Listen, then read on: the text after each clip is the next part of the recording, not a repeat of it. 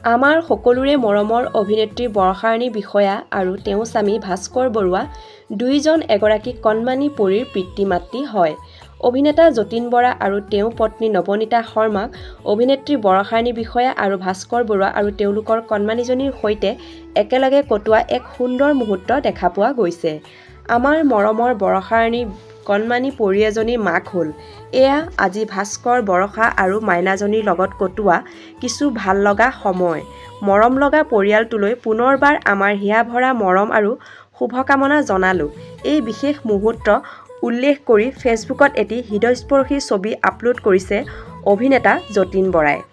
ফটোখনত দেখা গৈছে তেখেতৰ পত্নীয়ে কণমানিজনীক কোলাত লৈ আছে। সঁচাকৈ এই মধুৰ মুহূৰ্তখিনি দেখি খুবেই ভাল লাগিছে নহয়নে?